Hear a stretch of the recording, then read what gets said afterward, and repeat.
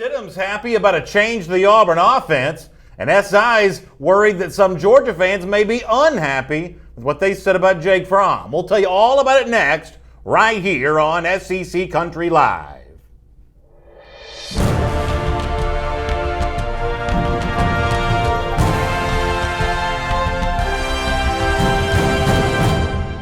Hello everyone and welcome to SEC Country Live. My name is Brandon Adams. This is the former Alabama All-American Mike Johnson. We're glad you're with us. Mike, I'm glad you're here. Hopefully you are all glad that I'm here. We're going to talk a little SEC here today. Yeah, it's that time of the year, and obviously going through, listen, we're talking about spreads. We're talking about Jarrett Stidham and the offense opening up, so it should be a good day. And I think the offensive talk here on Jarrett Stidham to start the show is actually going to be pretty interesting. In fact, let me dive into that with item number one here on our SEC Country Live First and 10 list, because this has been one of those tugs of war that has gone on for a long time here in terms of Gus Malzahn, even as, going back to November, talked about the time about how Jarrett Stidham had more freedom than any quarterback he'd ever had.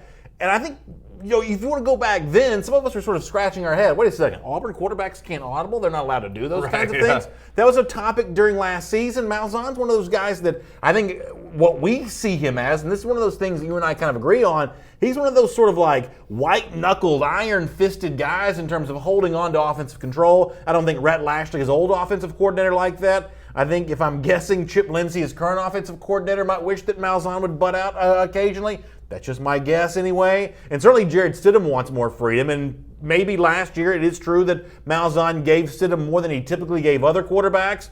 And here going into the 2018 season, it seems like Gus Malzahn's about to dump a whole nother heap and helping of freedom on Jarrett Stidham. Here is some quotes that AL.com recently gotten from Gus Malzahn about freedom with the Auburn offense. Just the fact that he understands the offense better, he understands Chip Lindsey better. He's been through this league a year, he's a smart guy, and he's ready for it. That's what I mean by more flexibility. This is Malzahn explaining about Jarrett Stidham getting more flexibility with the Auburn offense. Malzahn goes on to say he'll have more opportunities to change plays or get us in good plays. So that's Gus Malzahn describing the reasons why Jarrett Stidham is going to have more freedom and maybe the nature of exactly what that freedom would be. When some reporters caught up with Jarrett Stidham at the Manning Passing Academy going on this week in Louisiana, sort of that rite of passage for big-time QBs, right. As you might imagine, Jarrett Stidham was really excited about the notion of having a little more control and a little more say on the action on the field for the Auburn offense. In fact, here is what Stidham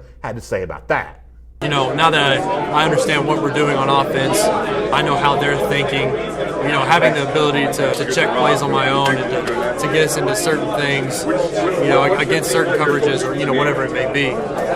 We've talked a lot about that, and I think, you'll see this year that kind of progress for myself. So Stidham clearly they're excited about this opportunity. This is the kind of thing he wants, and I guess here's kind of my point on this, and this may be kind of a clumsy analogy, but it's sort of the best thing I can think of. Don't buy a Ferrari if you don't want to drive it fast. I mean, you know what I'm saying? Like, if you're gonna buy a big shiny red sports car and then drive the thing 45 miles an hour in the far right-hand lane, you're wasting your money. Right. Stidham is a former five-star quarterback, and you know what? He was tutored by Art Briles, who I'm going to say is a heck of a lot better offensive mind than Gus Malzahn is. Say what you want about Briles away from the football field. There's plenty of newspaper columns have been written about that, but on the field, Briles' offensive game plan is unmatched and unquestioned. He's an offensive genius, and he tutored Stidham, who was a five-star quarterback coming out of Texas there. If you're going to bring that guy in, don't you got to let him do what he does out there in the field? You can't put him in a box. No, you can't put him in a box. And honestly, and I don't even know if putting him in a box is the right way to describe what I thought was the issues last year. The issues I thought were not so much him being able to change it at the line of scrimmage or him being able to walk up and get in the play he wanted to. The issue was him having a release and not being able to get the ball out of his hands when he's in trouble. That's what really boggled my mind about the offense last year. Now, the fact say that one more time. Well, he couldn't get the ball out of his hands when he was in trouble. You see a blitz coming, and there's no release valve. He's got running backs stepping up to pick up linebackers. He's got tight ends or H-backs stepping up to pick up linebackers, defensive ends, corners coming off the edge. But there's no way to get it out fast. That was the problem with me. It was either he was throwing it 60 yards or he was trying to escape the pocket and pick up 10. Touchdowns and checkdowns, right? That's what all the offensive coordinators love to say. And so maybe he'll have the opportunity to get into more plays like that this year. That's what I think would open up this offense. But isn't that what you're describing, and you know way more about football than I do, so this is probably a fool's errand on my part, but isn't what you're describing sort of like Big 12 style offense where you do have that safety valve to dump off to? In the SEC, that safety valve is an extra blocker because, I mean, a lot's been said about this. If you look at like the fourth receiving option for SEC teams, I mean, the good teams have tight ends. Right. You know, in the Big 12, the fourth receiving option is some puny little wide receiver, and that's who you're typically checking down to. But at Auburn, you got to use that guy as the extra blocker, right? Well, you can, and there's different ways to go about it. Don't get it wrong. I mean, don't get me misconstrued. Yeah. There are ways that Stidham can step up and say, hey, it's a good blocking matchup. If I have this running back standing next to me, he can pick up that guy. But it's like even at Georgia. You don't want DeAndre Swift to be out in the field. You don't want him picking up the blocker, right? You want him being able to break off a linebacker and get in the open field. And that's what I'm hoping Stidham is alluding to here and Gus Malzahn's alluding to. Hey, if I get this guy out of the backfield and I get certain situations, let's let this guy get the ball in his hand and go. Good comments coming in. First of all, on YouTube, Jay White 991 says, if Auburn's going to have a good season, it will succeed and fail at Jarrett Stidham's feet. I think this is an accurate comment by Jay White, and I think if you're an Auburn fan, we've got a lot watching and listening to us right now, I think your only response to that is, so bring it on. I mean, maybe Stidham does wilter under the pressure of SEC defenses. I'm talking about to the tune of actually getting to Atlanta and winning an SEC championship, getting the college football playoff.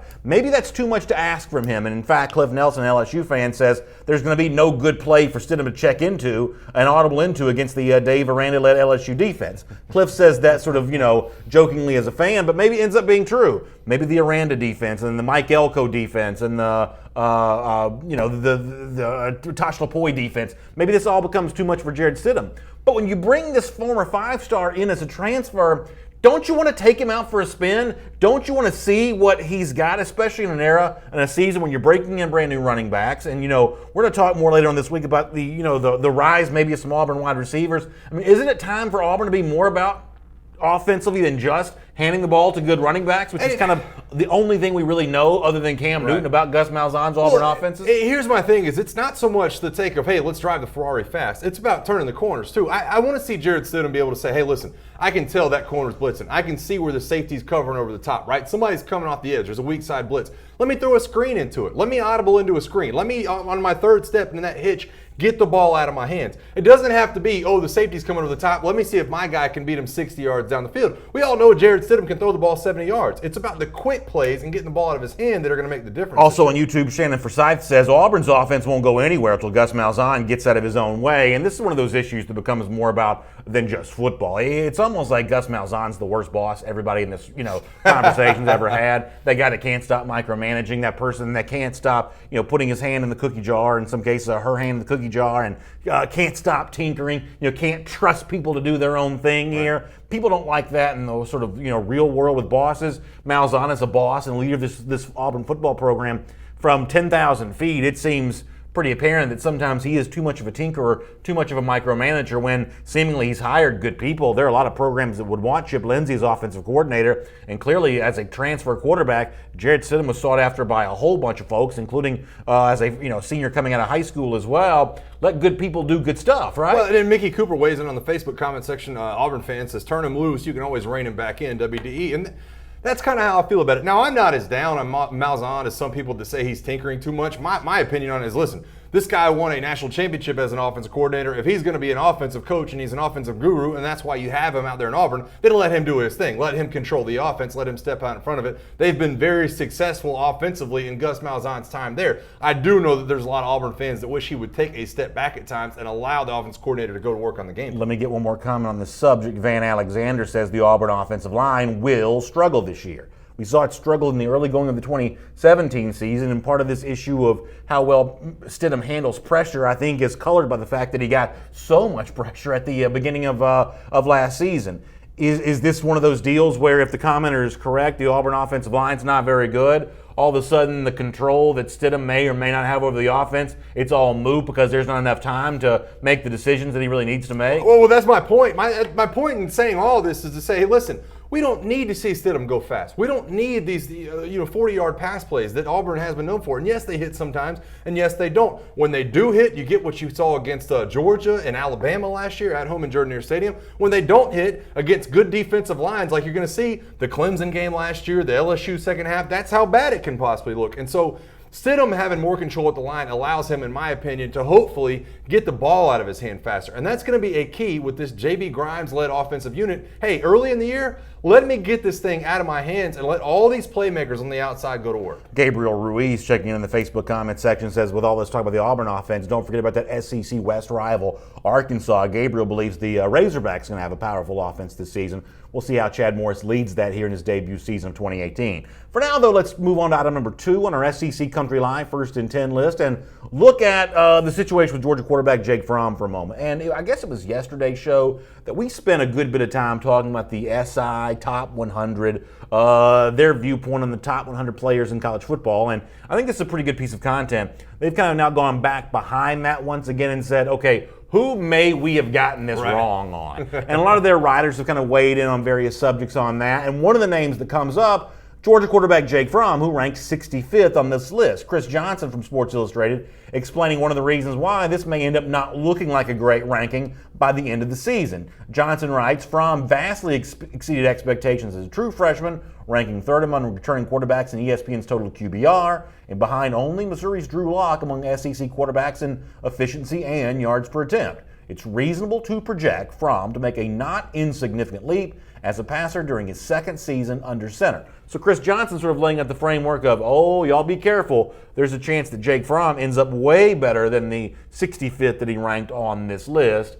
How do you come down on Chris Johnson's assessment of how his own publication may have gotten this one wrong? I think he's right to circle back on it, and I think that there is always the opportunity that is as good as a lot of people think Georgia will be this year. Yeah, there's always the opportunity that he's going to climb up the rankings. But when you look at the other quarterbacks around where he's sitting, the fact that Jarrett Stidham's 83rd, and the fact that Justin Herbert's right there, sitting right there in front of him, and Jordan Tom, who's back in the 70s, and all these guys that are throwing for all these yards are back in the 70s and 80s, then I'm okay with where he's at for now. And I think that I've crossed this road with you a bunch of times on the show. I think Jake Fromm can be good, and I think he will be good. But we have not seen him be that good in order for him to be kind of thrown up into the top 50 of college football players in college, and especially when we talk about quarterbacks. We were talking quarterbacks on my show this morning, Dog Nation Daily. Obviously, that's a show focused on the Georgia Bulldogs. But a listener to the show used a word in describing quarterbacks that I thought was really interesting. It's kind of a fancy word, transcendent, rising above the typical expectations, being better than the rest. And I think in a conversation like this, transcendent's a really good word because you mentioned, right now, Fromm's rated ahead of Stidham, but behind Drew Lock, ahead of Tua Tagovailoa, but behind, maybe some other quarterbacks there along the way as well. And the truth is, and we all admit this, what Mike and I say on this show this time of year, with the Sports Illustrated writers right this time of year, it is all just our best guess. But here's the one thing that I think we've all seen enough football to know. By the end of the season, the answer is going to seem obvious. And one of these guys will rise up as being transcendent. Over the course of time, we see some guys do that, some guys don't. Cam Newton became transcendent, better than the typical good quarterback in his 1 year at Auburn in 2010. Tim Tebow became transcendent during his time at Florida. This is a better quarterback than even the typical best quarterbacks in the SEC. But take last season, for instance. Some people thought that Sam Darnold might do that at USC. The truth is he was just a good quarterback, right? First-round pick, but not transcendent. 10 years from now, no one's talking about Sam Darnold anymore. With all due respect to Lamar Jackson. Good stats last year, Heisman Trophy winner the year before, but 20 years from now, are we reliving every moment of Lamar Jackson's career? Probably not. He's not, really winning the kind of games that get you the chance to do that. But there will be one of these quarterbacks in the SEC, just because there's such a large population of guys that we're debating from here. There will be one of these quarterbacks in the SEC that's likely to become transcendent. Now, I don't know if Jake Fromm is that guy. I think he has a chance to be that guy, partially because I value yards per attempt and stats like that more than you do, partially because I think I see some of the intangible benefits that Fromm brings to the table. But it is probably true that one of these quarterbacks will, by the end of the season, go from being good among a group to one of the all-time greats that we're going to remember 2 decades from now. And I completely agree with that. I just don't feel like the blueprint at Georgia right now is there for Fromm to be one of those transcendent guys. Let's and I'll name a couple other ones. Johnny Football was a transcendent quarterback. He was one of those that you looked at and said, boy, he makes everybody better on that football team. Deshaun Watson was the same way. You looked at it and great name. Wow, great name. This guy is doing incredible things that nobody else could do right now. Jake Fromm, for everything I think he's good at, and you mentioned leadership and yards per attempt and all those things, this is going to be, in my opinion, not the style of offense you're going to want to see for a transcendent quarterback. I just don't think that Georgia's going to come to battle with this four wide receiver, wide open style of offense. I think that Kirby Smart's going to keep that reined in a little bit. I think Jake Fromm plays extremely well within the system, but is he going to be a transcendent quarterback and top 30, down there with, Mackenzie Milton and all these guys at the end of the year? I'm just not so sure. I think that there's other guys that have the opportunity to really jump a lot more possibly than Fromm. So it sounds like you think that Georgia's still not going to throw the ball very much. And I think there's a chance, and look, I'm not in those coaching meetings. I don't know what Jim Chaney, the offensive coordinator, Kirby Smart, and the quarterbacks coach James Coley are talking about privately.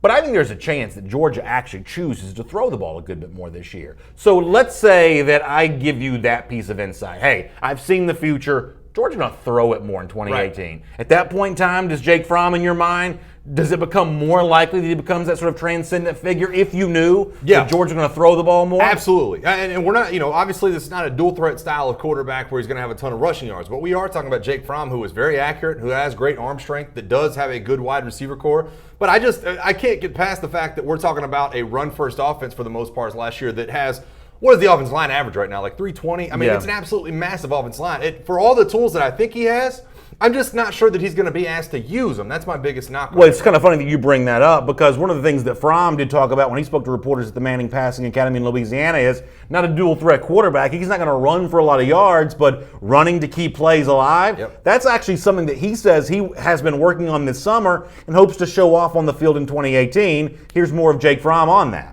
I've been tough on myself, really trying to become a better athlete. You always want to get bigger, faster, stronger, trying to get better throwing on the run and this and that. And just trying to kind of attack those things so you kind of have a plan on what you want to get better on, and trying to go attack those things every day. Kind of make a mental note, kind of during your workout on what you want to work on, and you got to have a plan. And just trying to follow the plan, try to get better every day. Hopefully it'll kind of work out in the fall. So I think it's really interesting from Fromm, that he's sort of being very specific about what he is trying to work on every day, including even, kind of making mental notes to himself about how things are going, what he's trying to work on. But this idea of throwing more on the run, I think Georgia does want to employ the RPO type stuff a bit more this year. They've obviously got running backs they're going to try to show off and see if they can get defenses to sort of get caught napping there, paying attention for the run, and that may open up some opportunities for Fromm. And it does sound like, and maybe this is influenced by Justin Fields breathing down his neck, or maybe it's not, that Fromm's looking to show off another element of his skill set here. Yeah, and he should. And listen, as a former offensive lineman, there's nothing that makes you feel better than a quarterback that's a pro-style quarterback getting out of the pocket and picking up 10, 15 yards in a first down. I mean, it makes your job 10 times easier, because guess what? Those defense linemen are getting yelled at. Man, how could you let that guy pass you? This guy, he's not a dual threat quarterback. This guy's ripping off 15, 20 yards. Then all of a sudden they're not the horns down into the backfield. Then all of a sudden they're standing up peeking a little bit, trying to see, hey, where is this guy going to go? It changes the entire dynamic. So if he's focused on that, I can't tell you what kind of difference that can make in the long run for a Georgia offense. All right, let me get a few of the comments here. Eddie Joe Stock says, the teams that Fromm plays in the East, he's going to be okay. Lots of quarterbacks would. Watch him play the teams in the West. And that's actually a pretty good comment from Eddie Joe there. On the road at LSU, in a one-on-one battle in November against Jarrett Stidham. You want to be transcendent, to keep using that same word over and over again? Yep. You want to make the SI folks say, well, we were wrong for only putting him at 65? Outduel Jarrett Stidham in a game that matters. Go on the road and not be scared by Death Valley at all. Take on Tua Tagovailoa in a rematch in the SEC Championship. Yep. That's how you earn your stripes in terms of where your ranking is in terms of SEC quarterbacks and quarterbacks around the country. Yeah, no, I agree with you. And I think it's going to take that kind of situation. And it's like I said, I don't doubt that Fromm can do it. I don't doubt that Fromm has the ability to get it done. I don't doubt his arm strength. I don't doubt his IQ. I don't doubt any of that stuff. I think that he's obviously the kind of guy that can get that done, and he has all those, all that skill set to be able to get it done. But you know how we look at, and I still have an issue with Jarrett Stidham getting kind of slept on last year. We look last year and you say, Jarrett Stidham's good. Kerryon Johnson, though. Boy, he really carried it down the stretch run. Kerryon Johnson. I just wonder if Jarrett Stidham at some point can step out of that shadow this year. I think he's going to be up against a lot of the same things that Jake Fromm will. All right, let me pop over to YouTube for a second. I'm still having sort of a weird relationship with my Facebook comments here these days. Enrique Murillo on Jake Fromm says, the kid does deserve praise. He knows the competition is there and wants to improve more and more. Fields will definitely push him to be better. Overall, UGA's quarterback situation is one to have. I agree with Enrique on that. I also agree that, like what some commenters have mentioned, that the idea of a better Georgia offensive line this season, I think does benefit Jake Fromm a bit there too. All right, let's move on here. Let's do item number 3 on our SEC Country Live First and 10 list. And one of the things we're going to touch on a good bit here today is what I thought was a pretty fascinating article by Tom Fornelli at CBS Sports, looking at some gambling trends in the SEC going back to 2008. And when you see some of this stuff, one of the things that you see, Mike, is sometimes the data, even if you don't follow the gambling market, even if that's not something you pay regular attention to, some of this stuff sort of matches what we think we see with our own eyes anyway. Let me start with one of those with item number 3 here on our SEC Country Live First and 10 list. Tom Fornelli lets us know that going back to 2008, Tennessee is just 5-15 against the spread in SEC games at home as an underdog. Let me go back through that one more time. As an underdog at home against SEC foes, Tennessee is only covering the spread about 25% of the time, 5-15 over the course of that span there. Here is why this matters to me. And I think we've actually mentioned this on a topic recently before here on SEC Country Live. I'm not a Tennessee fan, but I grew up in an era when Neyland Stadium really mattered. Yes. When that was a 100,000 seat stadium at a time when the rest of the SEC didn't have 100 grand. You know, the rest of the SEC was 80-something thousand here, 80-something thousand there. Tennessee was 100,000. Right. You know, Knoxville, by comparison to New York City, is a small town. But Knoxville, in comparison to the rest of the SEC, is a pretty big city, right? You got the Tennessee River, you got Skyline, you got, you know, a lot of things that make Knoxville just look a little different than some of the other SEC towns. It used to be a big deal to see your team go and play in between those checkerboard end zones. But not anymore. Tennessee has, based on this number right here, 5-15 at home as an underdog. They're not scaring anybody in Neyland Stadium anymore. They're not scaring anybody. Isn't one of the storylines of this season and the next few seasons the need of Jeremy Pruitt to restore home field advantage, give a little mystique back to that stadium you see right there, Neyland Stadium?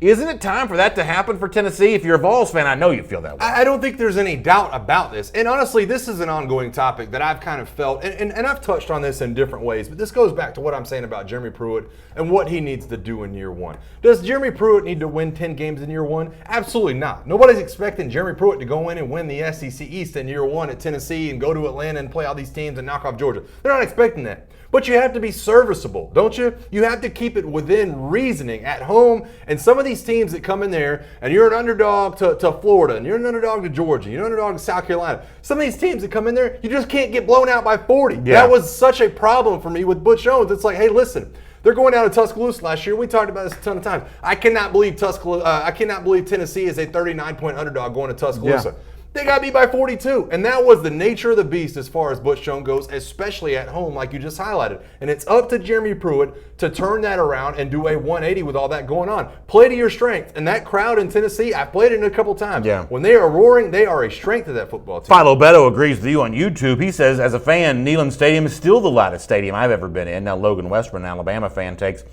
a bit of a different tact. He says Neyland Stadium feels like a prison shower. I don't know about that. It is sort of a weird building when you get in there because, college football teams don't ever build new football stadiums, it doesn't seem like. They just keep rebuilding the old one. If you get into Neyland, you can kind of look around and see like the erector set put together. You can sort of see which sections were added and like the order they were all added. It's sort of a weird looking building when you get in there, but great mystique from when I was growing up as a fan watching these games on television. A cool looking place. I can back up Philo's point. I don't know that it's the loudest stadium I've ever been in, but man, when it gets really rocking and rolling and loud, it can be very loud. You experience that as a player. I've been there to experience that as a fan, and I mean, in VOLS fans' defense, they'll say we just haven't had anything to cheer for over the last few years.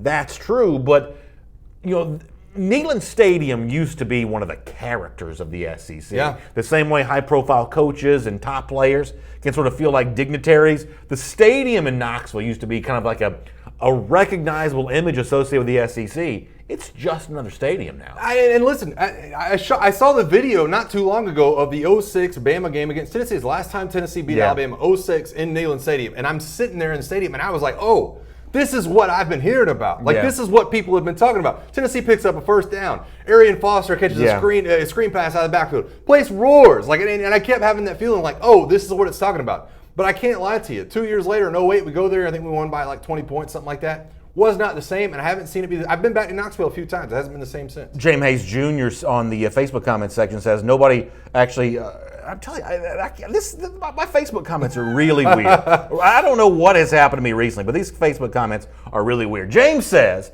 "Give Pruitt 2 years, and you will see Tennessee at its full potential. I think that's a good comment from James there, because this is a more than a one-year story. I don't know that Tennessee beats one of these, SEC teams coming in there this year. Alabama comes back to Neyland this season. That's not a win I expect Tennessee to get. But how about $100,000 roaring as you beat Florida early in September? That seems like a reasonable expectation. Now, Florida, I believe, is still going to be a favorite there. I think the Gators are a candidate to win that game. But that's one of those ones, if you're a Vols fan, you got to have circled. And if you're Jeremy Pruitt, I know you got it circled. And we just talked about it, I think, yesterday, talking about how that's one of those games that really does teeter the SEC East, or at least the outlook for these two teams, right? When you're looking at the outlook, when you're looking at Dan Mullen, when you're looking at Jeremy Pruitt, who can get that first step ahead, I think Tennessee fans understand that. And I do expect, under Jeremy Pruitt, as a home game, and I know that he was not excited about what the spring game crowd was, but I know when they kick off in the fall, I do expect it to try to be back to normal. And I think the first step is getting a big home victory like that against Florida. That's what builds the expectations. If Jeremy Pruitt can just keep it, and like we've talked about, against the spread, then I think that's building something there. In the Facebook comment section, Stephen Early says, the problem is Butch Jones trusted the trash cans too much. I mean, there is an element that Butch Jones will go a long way towards sort of tarnishing your reputation and tarnishing your mystique. There's no doubt about that. When you think about Jeremy Pruitt, the plans and changes that he wants to make for the Tennessee program, for him it starts with the competition. And as Tennessee practice gets ready to get going here in a few weeks, there's a whole host of incoming freshmen and transfer players being added into the mix, and Jeremy Pruitt can't wait to see how they mix in with what's already there in a spirited competition this summer that's even better than what they had during the spring. Here is Jeremy Pruitt on that subject from a couple of months ago. Well, it's going to be hard for me to gauge on who can be a starter and who can't when there's 30 guys that wasn't on our team that didn't participate in spring. So I know the good thing is there'll be lots of competition. So that's Jeremy Pruitt talking about the notion of competition there. They want to see that at Tennessee, and maybe that's exactly what will go down. But, I mean, ultimately, that's what's going to give Tennessee fans something to cheer for, finding some players who really kind of go out there and make a name for themselves. At that point in time, that's when Vols fans are going to start cheering loudly again and filling the stadium, because let's not forget, for a long time, they couldn't even sell these tickets. I mean, there were right. Tens of thousands of empty seats.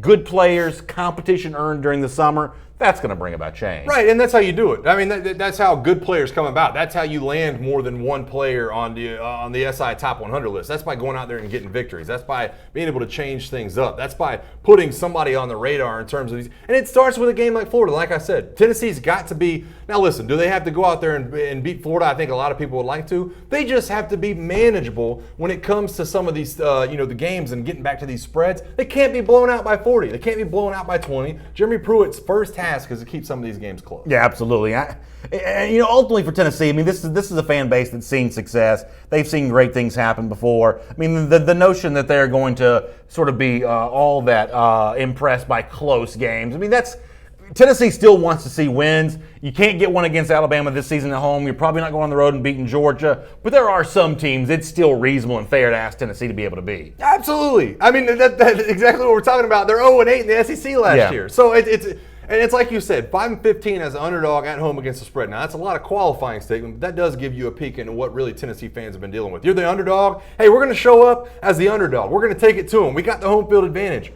And then you don't even cover the spread, and that's such a letdown for Tennessee fans. Cliff Nelson on YouTube says about that Tennessee game on the road for Florida, they're going to struggle on the road with no quarterback. That may very well be true. Shannon Burgess on the idea of the loudest stadium says, I've been in Tiger Stadium more than once, and it was so loud it was like I could feel the foundation vibrating, no lie. I mean, obviously, they've got the reputation for like the earthquake game and things like that. Yeah. I mean, that's a loud, that Death Valley is certainly a loud stadium, no doubt. Well, we're going to talk more about them too, by the way. I was going to say, I've heard a lot of loud things in my time in SEC stadiums, but we had a field goal blocked going into it led to overtime against LSU in 08, and I got to agree with Shannon. I felt the ground shake as well. People are liking Logan Westerman's joke here, so I'll read it out loud. He says, if Tennessee beats the brakes off Kentucky and Vanderbilt, you'll see the Vols fans hyped. Butch only won those games by the length of his buzz cut. Some people are kind of liking that. Actually, it's like one of the few things our comment section seems to agree on. People think that that joke's pretty funny. So you got to give a little credit there for what credit's due. And at some point in time, I'm going to figure out what's going on with my Facebook comments. It's harder for me to follow. Those are just kind of disappearing on me here pretty quick. I'll figure that out, and we'll keep rolling here. Item number 4 on our SEC Country Live first and 10 list. Along the same lines of the Tom Fornelli column here, we looked at in one way in which Tennessee has not been good. How about for item number 4, a way in which South Carolina has been good? And I can speak this as a Georgia fan for a moment. This is the reputation that I believe that South Carolina has, and I'm not quite sure how many other SEC fan bases necessarily feel this way, but there's this thought of South Carolina not always great, but always tough to deal with at home. Let me show you how true that's been. Fornelli reports that since 2008, as a home underdog, they're 14-5-1 against the spread. Not winning all those games, just keeping it close, covering the spread there. I mean, the loudest stadium that I've personally been in the SEC, I believe, is Williams-Brice Stadium. That place gets ridiculous. It can get sideways, and it can be tough for favorites to go into. And South Carolina has been a home underdog a good bit, just given the typical struggles of a program. This, to me, fits very well into the kind of the brand and what we associate with South Carolina, really playing you tough at home when you have to go into Williams-Brice Stadium. You know who knows that better than a lot of people? That 2010 Bama team that went in there is, I think, the #1 team in the country, possibly going there with national title hopes, trying, the reigning national champions, and got beat handily by Stephen Garcia and this South Carolina football team. And a lot of those players did say, hey, that's the loudest stadium we've played in a long time. Talking about Williams-Brice Stadium in South Carolina. It's actually the only stadium I never got to play in the SEC when I was in school. I did not make it to South Carolina. I hit kind of that open window before getting there. But I've always heard stories about teams going there. Bama went there in 2005 when I was being redshirted, and they said, among other things, that it was incredibly loud that day in Williams-Brice Stadium. Yeah, absolutely. In the comment section, Bill Molinari was mentioning that I'm a little bit too East-centric in my view in terms of comparing Neyland Stadium, who we talked about before, to some of these other stadiums.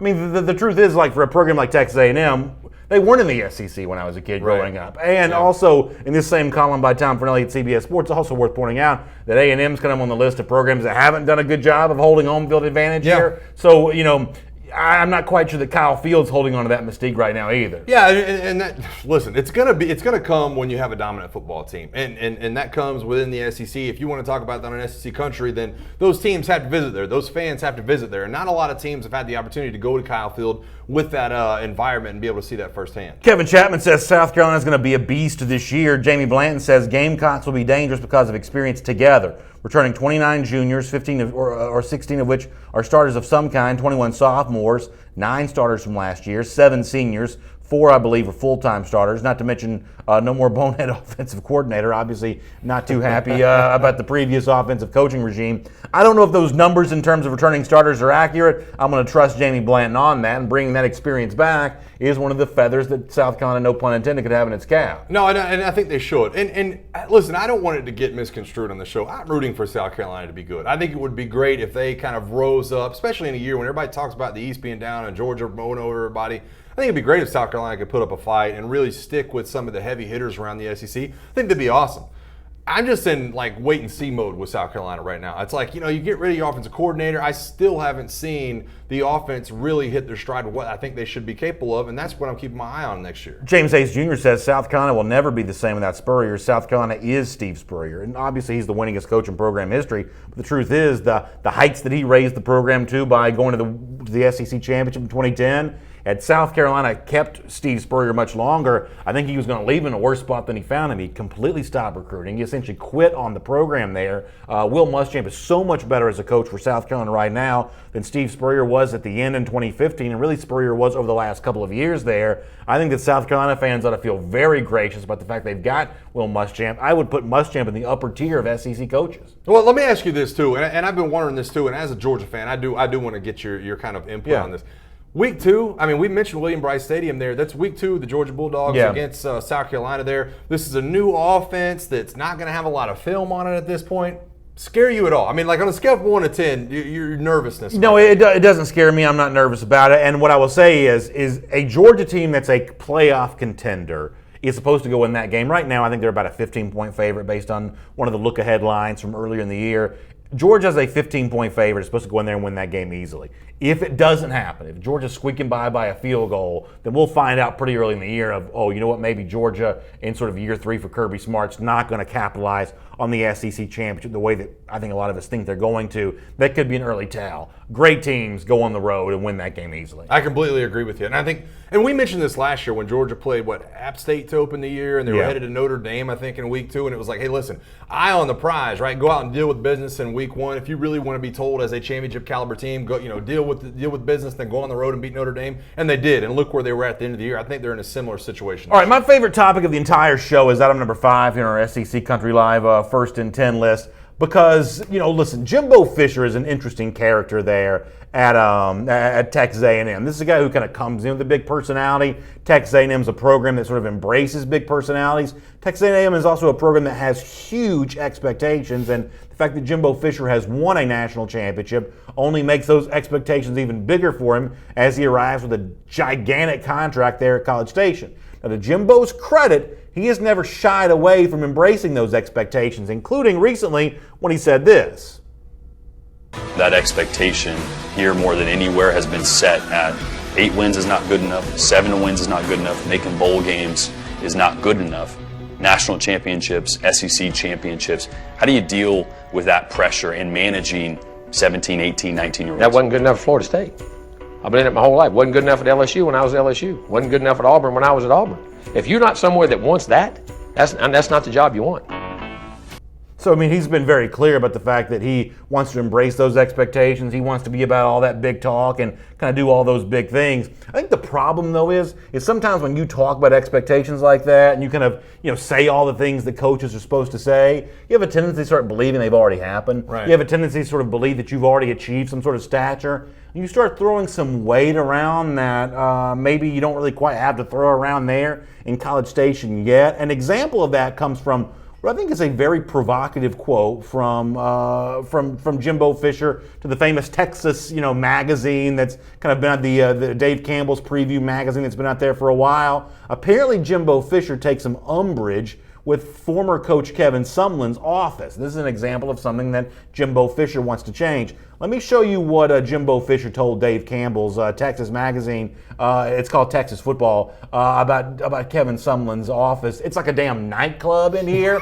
Now, I think he's referencing like sort of the dark colors there, the fact there's not a lot of light getting in.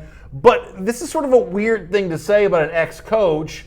And, some reporters sort of noticed the weirdness of all of this. I know that Dan Wolken from USA Today had kind of an interesting tweet about this. In fact, I think we have Wolken's tweet on that subject about what Wolken had to say. It's not a huge deal what Jimbo Fisher says here, referring to Kevin Sumlin's office as a damn nightclub. It's a rather interesting thing to say that could be taken a lot of different ways, depending on what you heard about A&M the last few years. Now, the question becomes, well, what does Wolken even mean by that? Listen, I think that someone had a reputation for being kind of a player-run program, or he was certainly a very player-friendly coach. Obviously, Johnny Manziel was the kind of guy that was sort of strange to the nightlife and things like that. I don't know that that's a reference that Jimbo Fisher's trying to make here. But this is some big talk from a guy that just took the job. Yeah, I think it's interesting because you never hear coaches almost never talk about who came before them, right? Yeah. It's like a topic that's off. Right. Don't ever, you can say all you want to. Jeremy Pruitt's not talking that much about Butch Jones. He's just not. It wasn't good, and you get rid of Butch Jones. Hey, we're moving on. We're looking forward. I do think it's interesting, though, and I think this all goes back to recruiting. Like, in my opinion, I think that both these guys are at polar opposite ends of how they're trying to get guys on campus. And that's why I've always said Jimbo Fisher, just to me, is a little bit better of a fit. I think he fits in with the lifestyle at Texas A&M probably more than Kevin Sumlin did. And I think getting that nightclub feel out of there is going to go a long way. Well, I think that Kevin Sumlin, though, fit one aspect of the Texas A&M culture, and the fact that they like big talk there, too. They like attention. The word that got associated with Sumlin was swag. The swag copter that he flew around Texas as a recruiting tool back when that was sort of a weird thing to do. Now, coaches pretty much all over the place sort of do that thing. But at the time, that was sort of a different thing there. And I guess sort of a fancy nightclub feeling office is also kind of a part of that Kevin Sumlin swag. The problem is that ends up being style without substance. It ends up being sort of finesse football without the sort of nuts and bolts physicality that's required to really win. I think Jimbo Fisher sort of bringing that notable change to a Texas A&M here, but highlighting the things that you don't like about Kevin Sumlin's office is sort of retreating back to the past in a way that just sort of stirs up trouble for A&M. I like everything about Jimbo Fisher in terms of what I think he's going to be able to do there, but I have to admit, this story for me caused me to sort of push the pause button for a moment and let's say, let's let this ego not get too big for Jimbo Fisher before he's done something. Because that national championship ring you have from Florida State, you didn't earn that at College Station. That doesn't buy you any job security whatsoever. I think that he has been patted on the back and sort of praised so much that he has a tendency to start to believe that. It's sort of like the friend that you know that lies. If you tell a lie long enough, you start to believe it. I think that Jimbo Fisher's sort of buying in his own press clippings here, and all of a sudden he's going around pointing out all the things he's going to change. Win a game first. Win a single game first before you start changing Kevin Sumlin's offense. Well, and here's what's interesting about it too, and I'll bring up Bo Molinari's comment. Obviously, Texas A&M film in the Facebook comment section. It says irrelevant. Let's talk about the team. Guess what? We didn't bring this up. Jimbo Fisher is the one that brought this up. This is not Mike and BA making up topics. Jimbo Fisher goes out of his way to talk about what his office and this nightclub mentality in his office and all these things going on at A&M. So it's just there's so much to break down about it. And I really in a lot of ways I look at it and I think to myself, Texas A&M hired Kevin Sumlin trying to do things differently than they had been, and I feel like they're back to, in my opinion, being more of what Texas A&M I always knew Texas A&M to be about. Bo Molinari says if A&M sneaks up on Clemson week 2 and then again on Bama week 4, are y'all going to be sorry you spent so much time ignoring the Aggies? The answer to that question is obviously yes. I mean, if we knew a team was going to beat Clemson and Alabama in twice in the span of 3 weeks, obviously that team would get the most offseason talk of anybody. But there's also a double side of that coin. You redecorating Kevin Sumlin's office is going to seem awful dumb here if Clemson handles Texas A&M, and Clemson's going to be a pretty big favorite. To have to turn around and play Alabama then 2 weeks later is sort of a tough spot to be in. The base that Jimbo Fisher currently has in his voice, and I say this as a guy that's a believer in Jimbo Fisher at Texas A&M, this is that moment when I may sell a tiny portion of my Jimbo Fisher stock. Yeah. The moment he starts talking about what he doesn't like about Kevin Sumlin's old office, that's the moment where I sell just a little portion of it. Some of my Bitcoin, I kind of give a little bit of it back here. I'm hedging. This comment makes me want to hedge on Jimbo Fisher just a little bit. That is a lot of hat, and let's find out how much cattle he's bringing with him. It is interesting, too, and I agree with you a little bit. I'm not selling my Jimbo stock. I'm all in on Jimbo. I've been all in on Jimbo. Not since they hired him, I can't say that, but ever since the spring and some of the spring games and some of the practices coming out in the film I've seen, I think he's got a point in the right direction. I think he's got incredible development going on right now, and I think he's got a great coaching staff.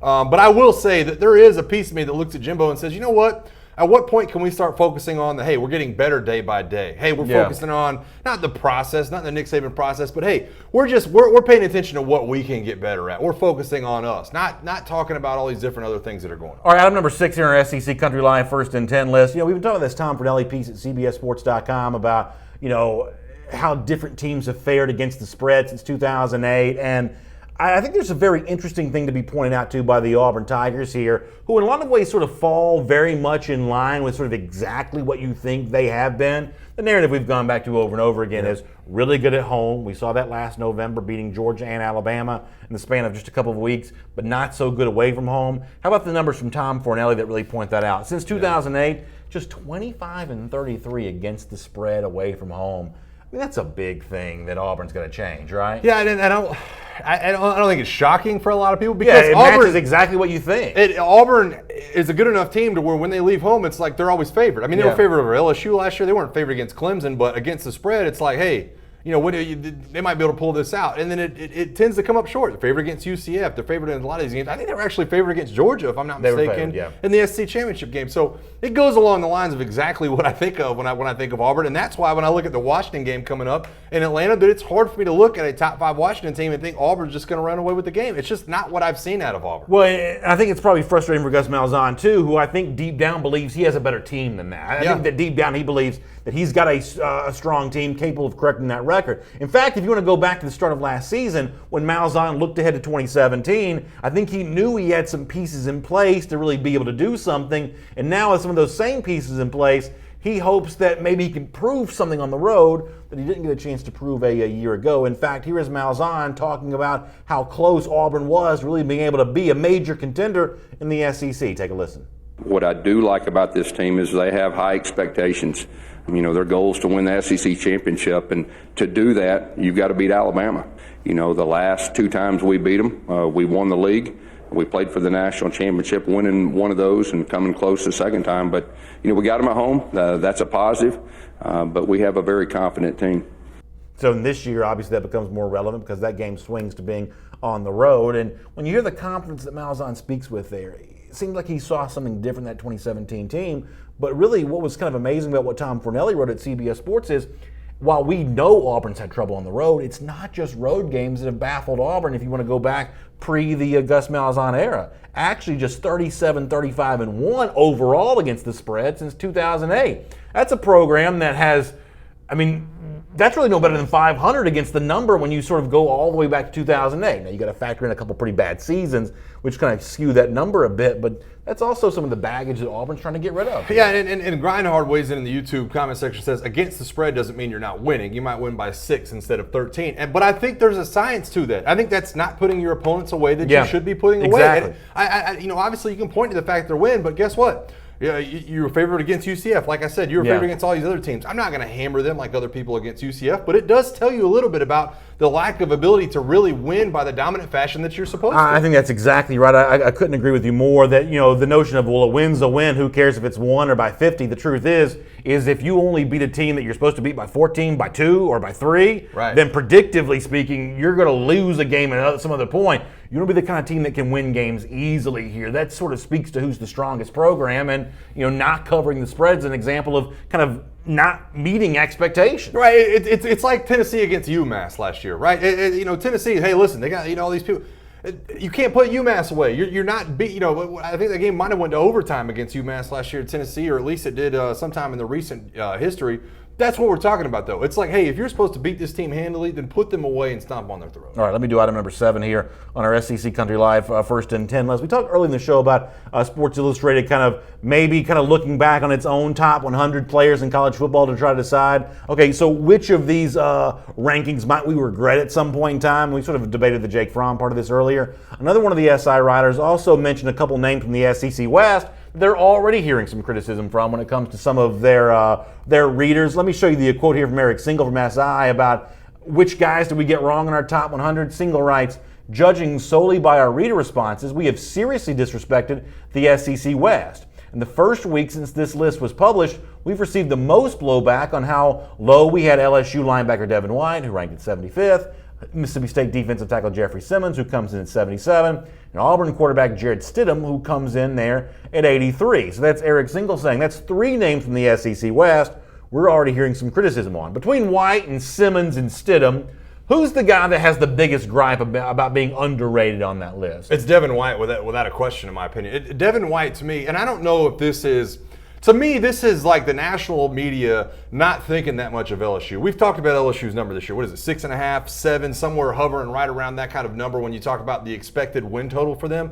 If Devin White played linebacker at Clemson, the guy would be a top 5 player in the country. That's just the bottom line. When you look at his numbers and you look at the way he plays, they put 3 Clemson defensive linemen in the top 10, yet Devin White sitting back there in the 70s. That becomes a head scratch for me, because Devin White is the kind of guy that can transcend things, that can change things on this defense. I think if he played for a top 5 team, I think we're talking about a top 10 player without a doubt. I don't think there's any question in my mind that this guy creeps up into that kind of conversation. So, but if we're drafting a team, these 3 guys are available. You're taking Devin White first overall? Probably not. No. Because they're all clustered close enough together that right. This becomes a sort of debate about the value of the 3. And obviously quarterback's the most important position here on the field. So let me just push quarterback aside for a moment and say between Jeffrey Simmons and Devin White, you made a pretty passionate case for why Devin White's the more underrated guy.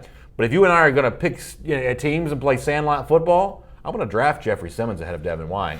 Are you drafting? You're not just between the 2. You're drafting just between the 2. If these are the 2 guys that are on the board, and I know this is sort of a weird hypothetical, but if these are the 2 guys that are on the board, I've got a chance to take one or the other. I'm taking Jeffrey Simmons here. I think that Simmons is a more valuable position than interior linebacker. I think that he speaks to. He's going to have impacts on games in here in 2018. I agree with you, and I think that you can make that argument, but I still go with Devin White in that conversation. I think if you find that sideline-to-sideline style interior linebacker, the Roquan Smith, the Reuben Foster, whatever you want to call it, when you find that guy, you stick with that guy. And that's what Devin White has meant to an LSU defense that is going to have some monsters in front of him. Jeffrey Simmons, listen, I don't want it to sound like I don't like Jeffrey Simmons or love his game. I do. But give me Devin White in that conversation. Grind hard on the YouTube comment section, which is, by the way, still for me a lot easier to read. I don't know what's going on with Facebook. But Grindhard says Mike had a chance to stick up for JARRETT Stidham right there, and he blew it. your credentials as a defender of Stidham, kind of according to Taking a hit. Greinhardt, have taken a hit by the fact that you don't step up for him right here. Well, listen, I can't. We're talking about 3 players in the top 100. You can't take all of them, and I do think Jarrett Stidham deserves to be higher on that list. But to me, Devin White, it's like I said.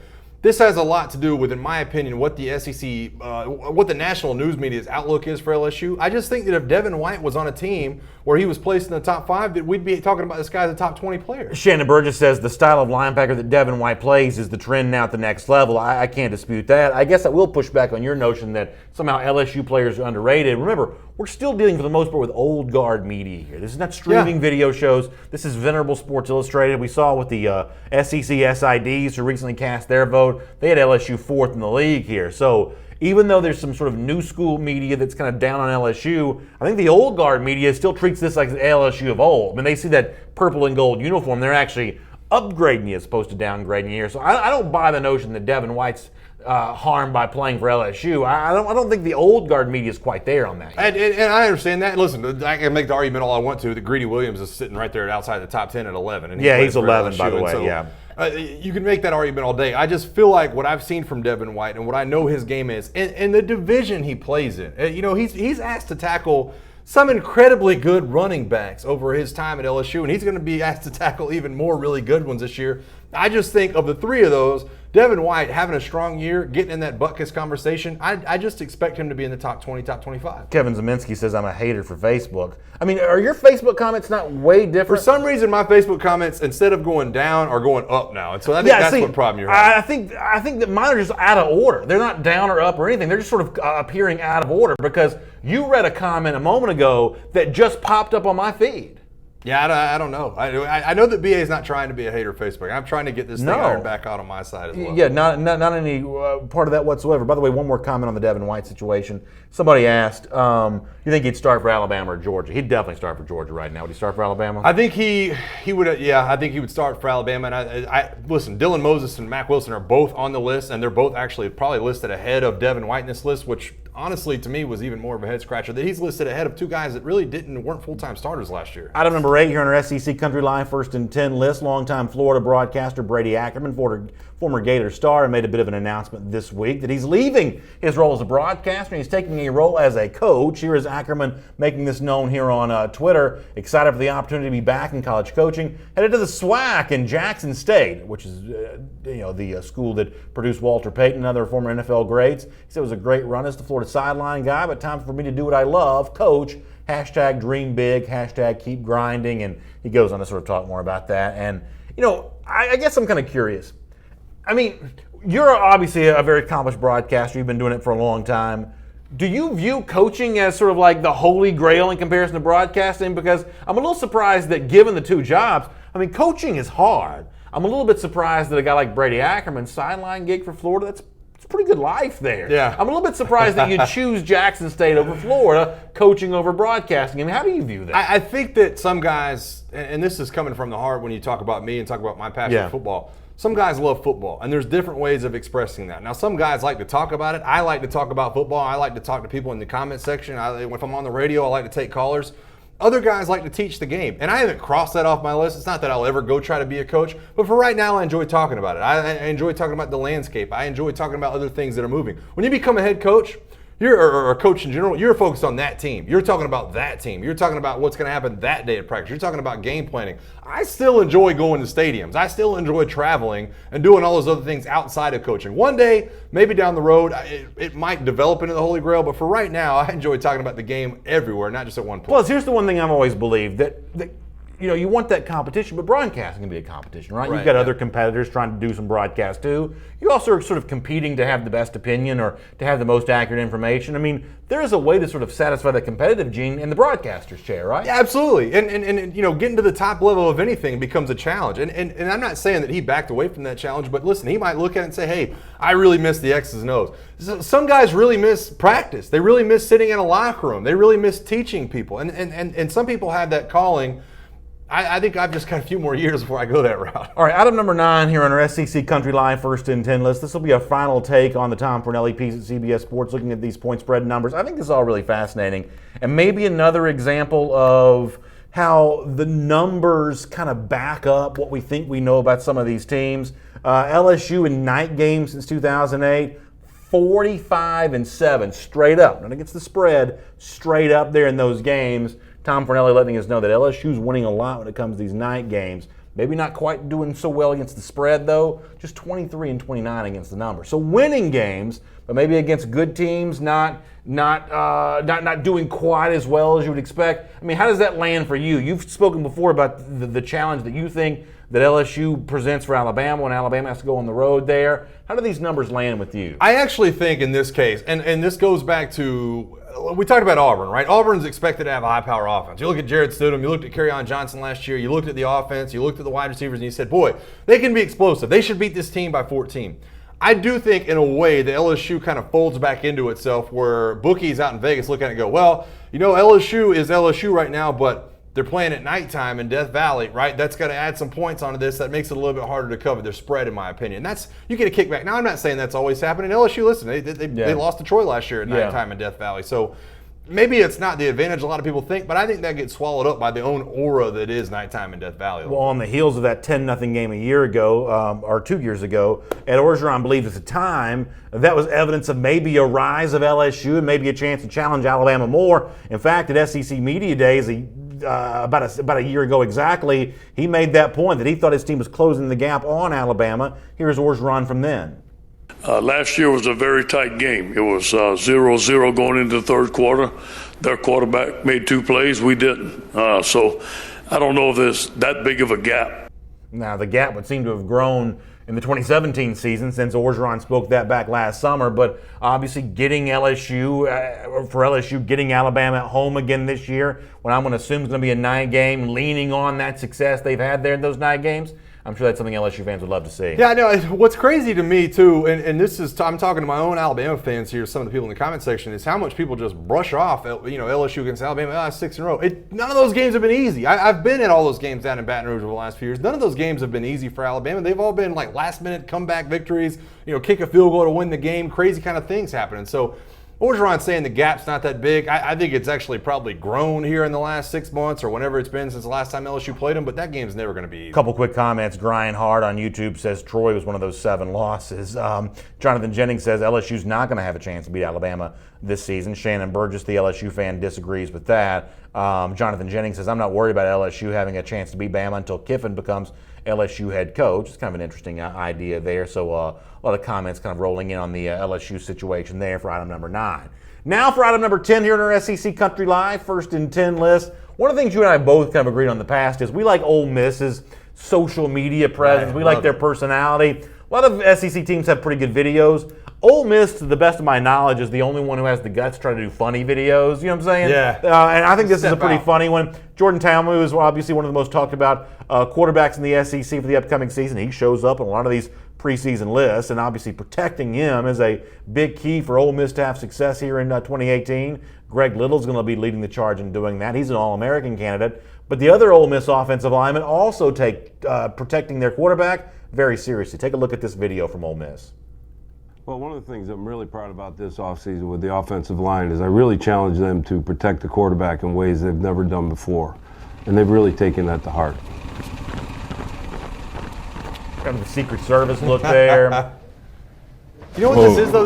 This is a Sports Center commercial style. You know what I mean? It is. It does have a little bit of that. Yeah, you have a little bit of that vibe there. Definitely like Sports Center commercial kind of vibe. And you got to give them credit. They're not really speaking a lot, but they're actually acting pretty well. I mean, they look just like Secret Service guys. This is great, man. Now, our producer Hannah, of course, the Ole Miss grad, I think she would agree that the blue blaze, the khaki pants, that's very in keeping with the Ole Miss look, right? Yeah, very much so.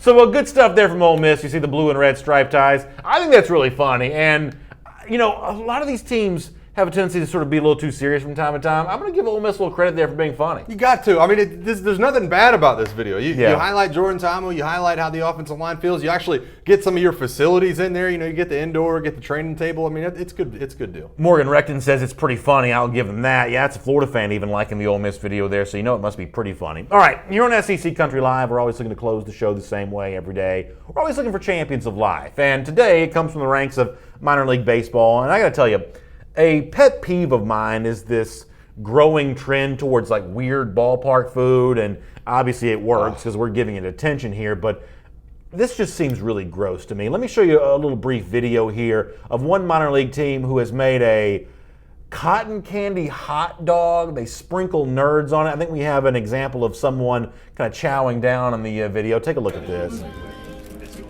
So It's there's candy cotton bun? yeah, it's a cotton candy bun. You see the nerds kind of like dropping off in the paper there. I think, do we have a picture of it, a close-up picture of that? Yeah, so that's what it looks like.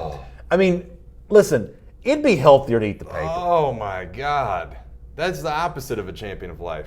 That's really bad. That is disgusting. Like, I mean, why a hot dog? That's terrible. That is not good. So on a pretty dour note there, we'll finish SEC Country Live. If you're listening to the podcast, be thankful that you didn't get a chance to see that pick, because that is not a pretty food item. Although I guess maybe some of y'all probably like these exotic concession stand deals. Either way, hope you enjoyed listening to the show. For those of you who do listen on the podcast version, we certainly appreciate that. Today's show will be posted for you here very, very soon. If you're watching and you just want to hear more of it, or you want to hear it again, you can check that out. Also, thanks for sharing the show with your friends on all the different video channels. We really appreciate that. And we'll try to have the Facebook comments situation figured out a bit more tomorrow. Either way, we're glad you're here and look forward to seeing you tomorrow at 3 p.m. Eastern Time for another episode of SEC Country Live. Talk to you then.